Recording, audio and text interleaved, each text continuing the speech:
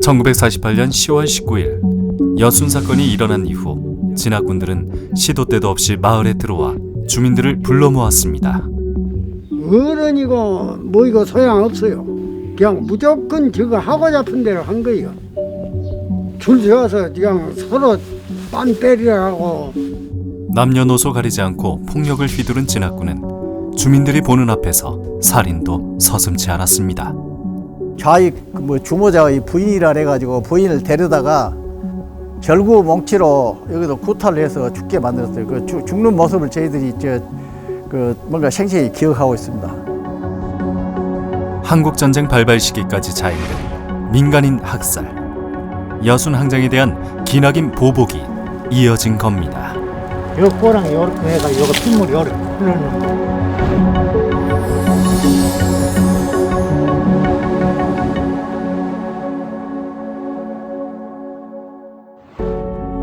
고흥군은 전라남도 동남부에 위치한 고흥반도와 230개의 섬으로 구성되어 있으며 행정구역은 2개의 읍과 13개의 면으로 이루어져 있습니다. 고흥군은 조선시대 전라자수영에 소속된 관포 중 절반이 집중 설치되어 임진왜란 당시 구국의 전초기지 역할을 했던 지역입니다. 하지만 한편으론 여순 사건 이후 수많은 민간인이 희생된 아픈 역사를 품고 있습니다. 두원면 학곡리는 밀양박씨 규정공파 집성촌이었습니다. 선조들의 어리서린 고향에서 문중 사당을 지키며 평생을 살아왔다는 박형상 씨. 이름이 흥경문입니다. 그래도 현판이지만 옛날 그때 한 80년 전에 만들었던 현판이지만 그대로 있고, 이 문을 지나면 강당인 경모제가 있고, 그 다음에 이제 그 충의 문이 그 중간에 사당 들어가기 전에 문이 충의 문입니다. 그리고 이제 그 맨 뒤쪽 것이 사당인 숭양사 사당이 배치되어 있습니다. 선조들은 임진왜란 때 충무공과 함께 전장에 나가 공을 세우고 병자호란이 났을 땐 의병을 일으키기도 했습니다. 그래서 박형상 씨에게는 충신의 후손이라는 남다른 자부심이 있습니다.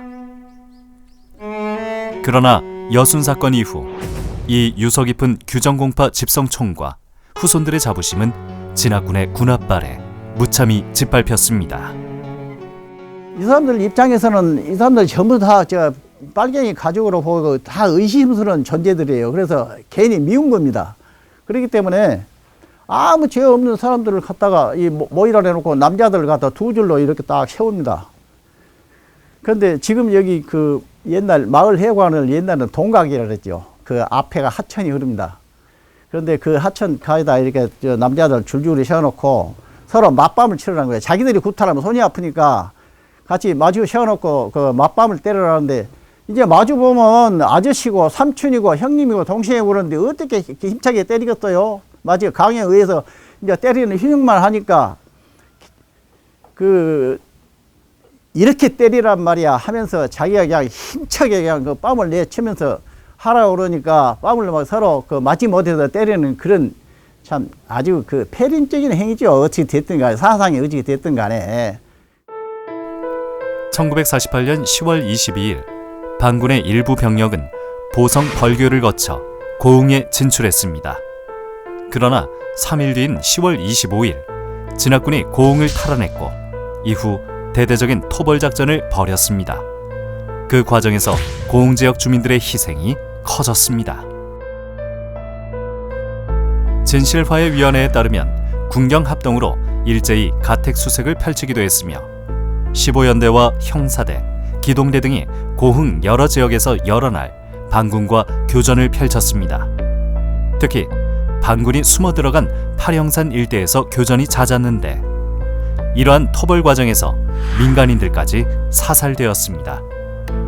경찰과 군인 출신의 참고인들은 절차 없이 살해해 애매하게 죽은 이들이 많았고 피하 구분 없이 팔이 잡으려다 모기도 잡고 그런 거라고 진술하기도 했습니다.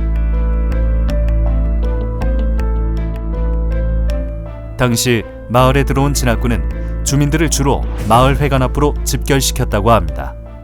주민 화합의 공간이었던 곳이 여순 사건 이후 공포의 장소가 돼버린 겁니다. 저쪽에도 시작해가지고 한 이 정도까지 양옆으로 마주보고 섰었던 것 같아요. 제가 보니까 그쪽에서 한 15m 정도 양옆으로 맞밤을 이렇게 치는 거죠. 진압군은 주민들이 보는 앞에서 살인도 서슴지 않았으며 단지 좌익 혐의자의 가족이라는 이유로 대살하는 일도 많았습니다. 좌익 뭐 주모자의 부인이라 해가지고 부인을 데려다가 뜰이 이 건물이 이렇게 있고 뜰이 이렇게 있었어요. 그런데 이 뜰에서 사람 놔주고 우리가 그 도구대라고 하죠. 절구 몽치로 여기서 구타를 해서 죽게 만들었어요. 그 죽는 모습을 저희들이 뭔가 생생히 기억하고 있습니다. 대살이 벌어졌던 현장의 모습은 달라져 있지만 끔찍했던 당시 상황이 잊히지 않는다는 박형상 씨. 피신한 남편 대신 아내가 죽음에 이르기까지 말로 다 표현할 수 없는 고문이 가해졌고 진압군은 일부러 본보기 삼기 위해 주민들 앞에서 잔인무도한 만행을 저질렀습니다. 그 절구통으로 하도 많이 맞으니까 이제 막 쓰러져가지고 물 그러니까 옛날 그 구덩이라 해가지고 이렇게 손잡이 달린 그 나무로 막은 통이 있거든요. 거기다가 그 앞에 시냇물 터다가 아나 물 먹어라 하면서 그 찌끄르고 그런 그 참 처참한 꼴을 지어봤다. 그래서 동네 사람들 다 보는 앞에서 타살해서 죽이는 그런 아주 그 비인륜적이고 비인권적인 그런 행동을 그냥 서슴없이 많이 했었습니다. 그때 당시. 그래가지고 저희들은 뭔가 어머니 등 뒤에가 이렇게 숨어가지고 이제 어린애이기 때문에 숨어가지고 있는데 이제 그 호기심에 궁금해가지고 이렇게 삐꼬매 이렇게 얼굴 뭔가 내밀이지 않습니까? 그러면 눈 감아 그러면서 뭔가 호통을 치고 그래가지고 또 겁이 나가지고 고개를 숙이고 뭐 그랬으나 다 그 사람 죽이는 모양은 다 궁금하니까 다 보죠. 박형상 씨의 아버지 역시 여순 사건 이후 희생되었습니다. 아버지는 서당 훈장이던 종조부의 가르침으로 한학에 조예가 깊었습니다. 박형상 씨는 대여섯 살의 어린 나이였지만 서당에서 공부 중이던 아버지가 경찰에게 끌려나가 구타당하곤 했던 것을 기억합니다. 이해를 못했었거든요. 그 당시에는 여기서 공부하고 있는데 불러는 뭔가 내가지고 뭐 어제 저녁에 뭐 있었지 어쩌저쩌 뭐 자백을 강요를 하면서 여기서 뭐 수없이 막 구타를 하더라고요. 그래 뭐 그 총 들고 온 사람 그 경찰 말 거역을 하겠어요. 맞을 수밖에. 그래서 한 2번 여기서 뭔가 구타를 하는 광경을 한 2번 목격을 했었습니다.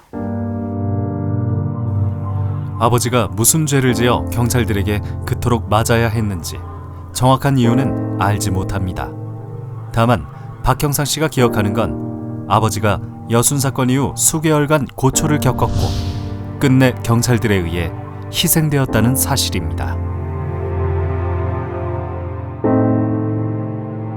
1949년 음력으로 3월 25일 날 아침에 경찰들이 들이닥쳐가지고 뭐 조사할 게 있으니까 경찰서로 뭔가 가자라고 잡혀갔다 그래요. 그러니까 이제 무슨 일인지는 모르지만 가족들은 잡혀가니까 이제 촉각을 곤두세우고 있었을 거 아닙니까. 그러나 이제 오후쯤 되니까 어느 경로로 연락을 했는가는 몰라도 이제 시신이 반송 저수지에서 뭔가 시신 찾아가라고 연락을 했던가 봐요.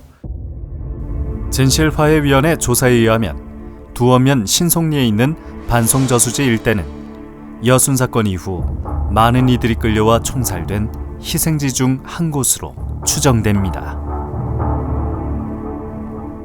박형상 씨의 아버지의 시신은 마을에서 약 2.5km 떨어진 반송 저수지 인근 오솔길에서 아버지 사촌들이 수습해 왔습니다. 오솔길로 올라가는 입구라 그러니까 이 지점으로 추정할 수밖에 없어요. 수습해온 아버지의 시신은 피투성이었습니다. 박형상 씨는 주검이 되어 돌아온 아버지의 마지막 모습을 평생 잊지 못하고 있습니다. 들것이라고요. 옛날에 볏짚 가마니를 양쪽에다가 대꼬챙이를 끼워가지고 임시 들것을 만들어서 왔는데 제가 그 어렸을 때 보니까 그 피 투성이가 된 그 이 상의를 벗기고 그 보니까 저 눕혀놨는데 가슴에서 그때까지도 피가 흐르고 있으니까 그 솜뭉치 있었던 옛날 그 무명으로 그 저 배에 만들어 있던 그 솜으로 그 솜뭉치로 그 저 청구막에다가 그 막아가지고 지혈을 시켜놓고 있는 것이 지금까지도 그 생생하게 기억이 되고 있습니다. 진압군은 반군을 토벌한다는 명목하에 마을에 소개령을 내리고 불을 지르기도 했습니다. 80여 가구가 살던 두엄면 관덕마을도 진압군이 불을 질러 순식간에 마을이 사라졌습니다. 주민들은 모든 걸 잃은 처참한 상황에서 어떻게든 살 곳을 마련해야 했습니다. 김형윤 씨 가족은 원래 살던 마을에서 1km 떨어진 곳에 어렵게 자리를 잡았습니다. 그렇게 주민들이 하나둘 흩어지고 모이면서 하나였던 관덕마을은 두 곳으로 나누어졌습니다. 막 군인들 경찰들 총을 쏴서 막 얻고 저 mon당으로 저리 막 대피하는 그런 기억이 있어요. 3살 때도. 그래 그 당시는 전부 이 초가집인데 횃불을 그냥 집집마다 던져갖고 불이 거의 다 전소가 되고 가에 밴돌이 몇 채 남았지 거의 가운데는 다 전소가 되고 있어요. 그래서 이제 어쩔 수 없이 우리 아버지가 그때 목수였는데 어쩔 수 없이 이게 우리 땅인데 이건 논이었었는데 이제 여기다 집을 짓게 된 거예요. 그래서 이제 한 사람 두 사람 오는 게 한 7, 8호가 형성이 되어 있는 거예요. 김형윤 씨는 한 집에 살고 있던 작은 아버지가 결혼 6년째 자식 하나 없이 여순 사건으로 돌아가셨습니다. 당시 젊은 사람들은 무조건 총살한다는 소문에 도망을 다니다 경찰에 연행돼 파령산에서 총살되었습니다. 날 보고도 하는 얘기가 자네 작은아버지는 거기에 아무런 가당이 없었는데 자기들 생각에는 그런 일이 없었는데 괜히 잡아가가지고 총살 당해서 할아버지 동생 종조 할아버지께서 이제 우리 할아버지는 속이 상하고 그러니까 안 가고 이제 파령산 어느 꼴짝인지는 이제 자세히 몰라요. 거기 가서 시체를 바지기에 짊어지고 와서 저 웃부락에 그 당시 거가 살았으니까 웃부락에서 발대에 짊어져서 꺼죽대기 덮어서 골짜기 그 삽으로 파서 그냥 매장을 했어요. 당시를 기억하는 마을 어른들 말씀에 따르면 관덕마을에서만 10여 명이 희생되었다고 합니다. 심지어 진압군은 집집마다 불을 지른 후 살림살이 일부라도 챙겨가고자 돌아온 주민들을 살해하기도 했습니다. 집배늘, 나락배늘 이런 거 다 태우고 감자 이런 거 갖다가 개다 놓은 거 싹 태, 묵을 거 없어 싹 태우고. 못 꺼내겠어 와서 남자들은 무조건 이제 나오라는 게 여기 산 주인이 농해가 어디가 돈이 있었던가 돈을 가지러 어디다 들어온 게 쏘아버렸어. 죽어버렸어 여기서. 그럼 돌아가셨어? 예, 돌아가시고 이제 죽여버리고 그러니까 그렇게 난리가 났었어요.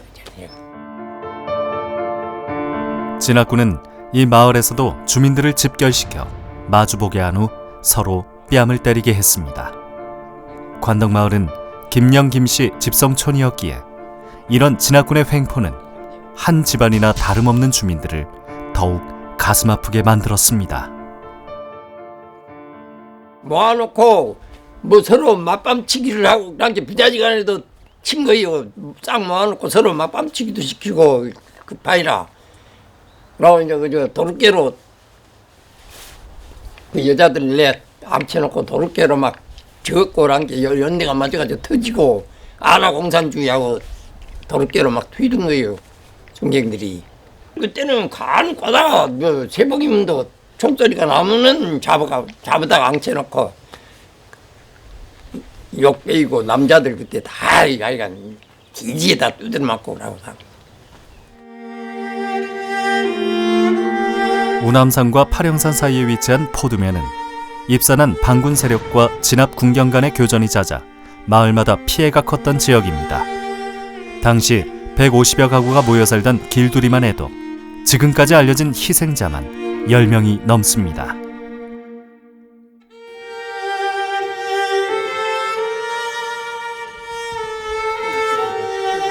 길두리 토박이인 곽성암 씨. 지금은 분재를 가꾸며 소소한 노년의 일상을 보내고 있지만 겨우 2살 때 아버지를 여의고 살아온 세월의 고단함은 말로 다 표현할 수가 없습니다. 물 주고 나무 만들고 농사꾼이던 아버지는 마을 청년의 일을 하면서 좌익 활동에도 가담한 것으로 보입니다. 여순 사건이 일어난 이후엔 주로 피신해 있었는데 어느 날 집에 들렀다가 병고를 당하셨다고 합니다. 지주의 그 빼앗긴 살림을 반환해주라.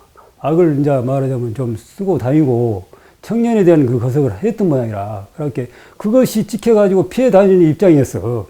그래갖고 이제 할아버지가 피신시키고 그때 당시 막 숨어 다니고 할 때 아버지가 이제 1948년 11월 29일 날 공경찰 순경들이 둘이 와서 이제 납치해가지고 이제 가가지고 바로 그날 마을 들어보면 8명이다 그래요. 8명에서 당시 포두면 씨 우리 마을 거기 올라오면 봉림리가 있어. 봉림 뒷산에서 학살 당하신 이제 사건이야.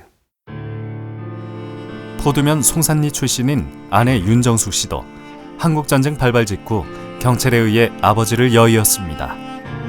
정숙 씨가 태어난 지 4개월 되었을 때의 일로 두 사람은 서로의 상처를 보듬으며 부부의 연을 맺었다고 합니다.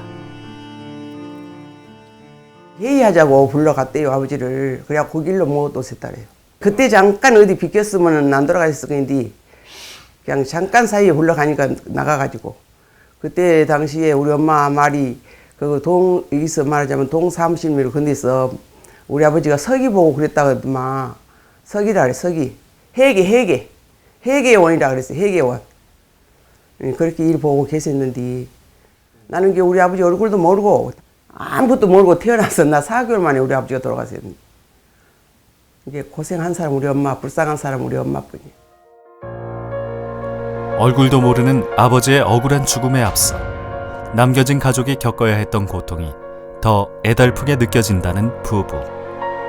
성암 씨에겐 피 한 방울 섞이지 않은 둘째 할머니의 극진한 보살핌이 험한 세상을 살아오게 한 힘이었으며 아내 정숙 씨에겐 젊은 나이에 혼자가 되어 평생 자식을 위해 헌신한 어머니가 삶의 버팀목이었기 때문입니다. 할머니가 일찍 돌아가시니까 할아버지하고 세상을 같이 하려고 이제 오셔가지고 우리를 이제 시국을 잘 못 가서 우리를 이제 키운 거예요. 두 형제를 험하게 저 해창만 옛날에는 뻘딱 낙자가 나오고 고막 반지락이 나왔는데 저기서 전부 잡아다가 우리를 키운 거예요. 팔아가지고. 그런데 아주 지금에 와서 우리 할머니 같은 천사분이 없어. 최고로 나에게는 없어서 이 세상에는 엄마 대신 할머니 그렇게 우리를 키워주신 천사 같은 할머니였었어. 이제 엄마가 애쓰고 살아가지고 어디 가지도 않고 눈 하나 안 팔고 바다에서 추우나 더우나 개껏에다가 팔아서 우리 가용 쓰고 또 학교 보내고 초등학교라도 보내서 이렇게 우리가 살고 그렇게 했어요. 아버지는 이제 돌아가시면 그런 건 통 필요 없고 우리 엄마는 어떻게 살았을까? 30살에 혼자 돼가지고 지금 사람은 돈이 많아서 벌 때가 있어서 돈 벌어갖고도 이리저리 다 쓰고 살고 조는 입고 사는데 우리 엄마는 입도 먹도 잡수도 못하고.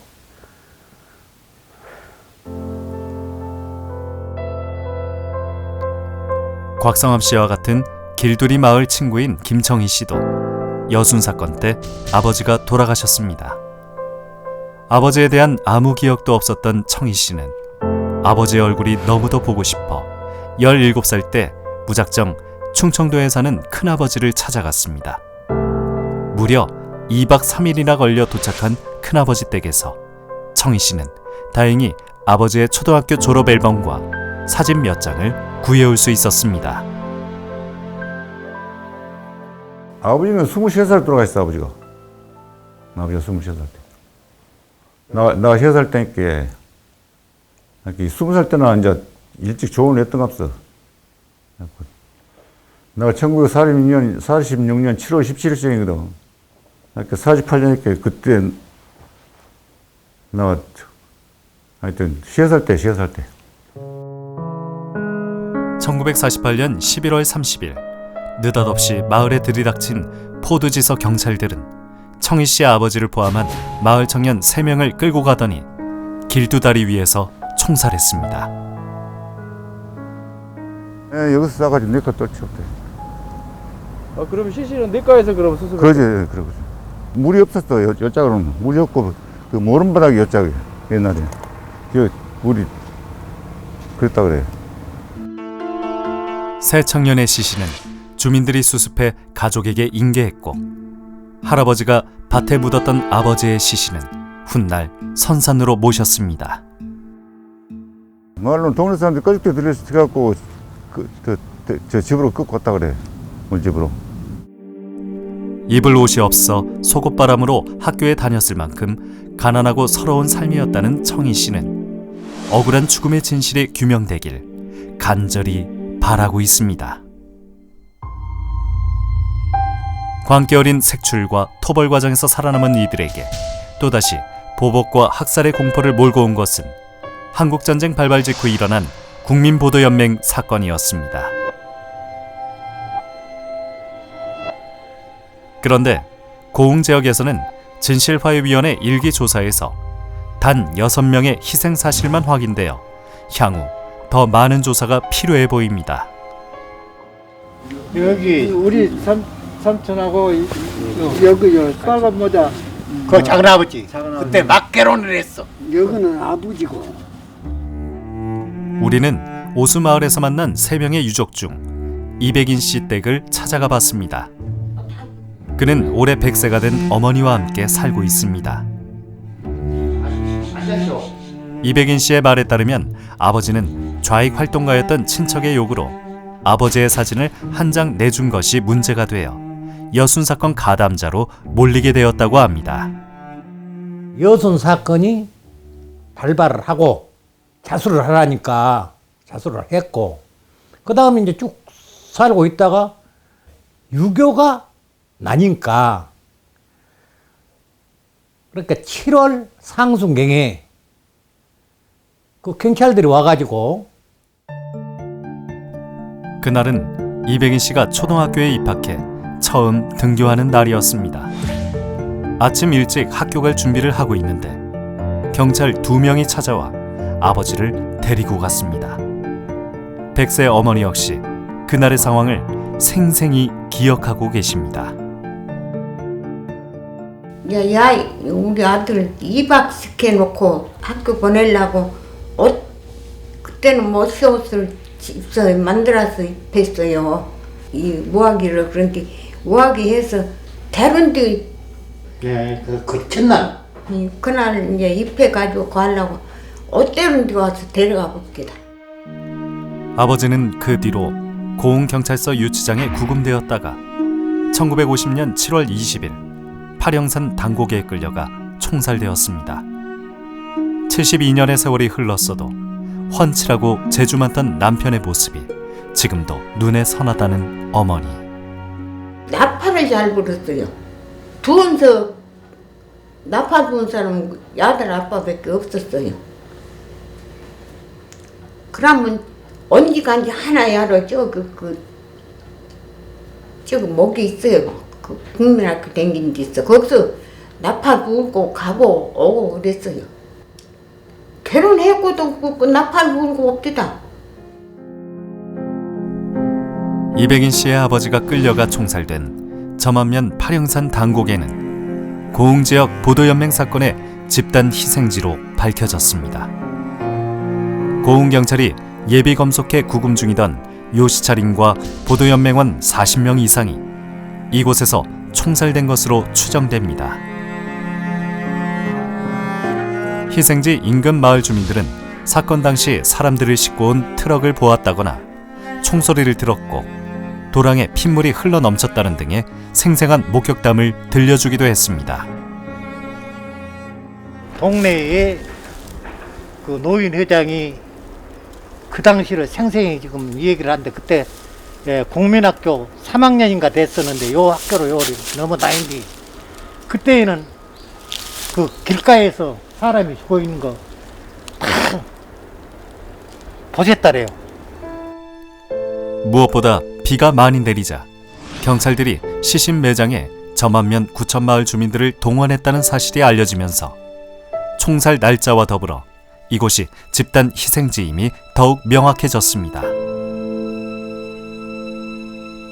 지금까지 오수마을 희생자 3명을 포함해 시신을 수습해간 유족들이 속속 확인되고 있으며 고흥 유족회는 향후 좀 더 세밀한 조사를 통해 유족들의 진실규명 신청이 이어지길 기대하고 있습니다.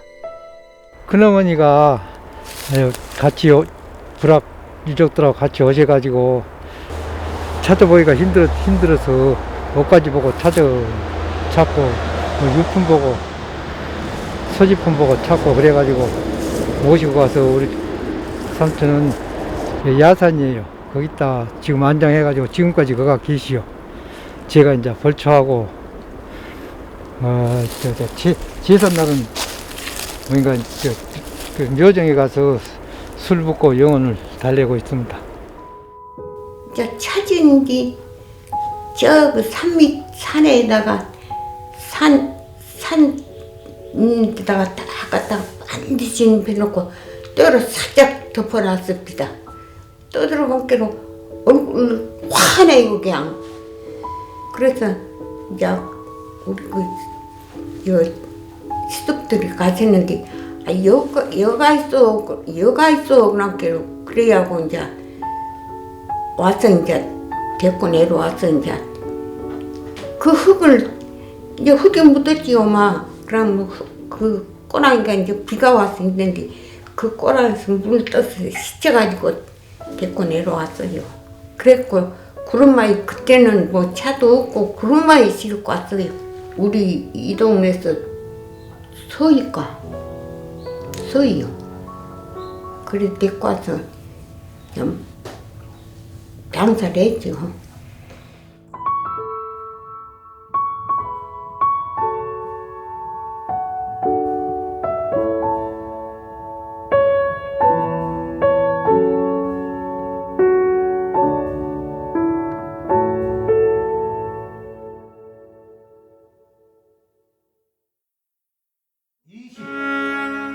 (28세의) 부상 남편 상을 당하고 나이 많은 시할아버지와 시부모를 극진히 모시고 향리의 칭찬이 높았다.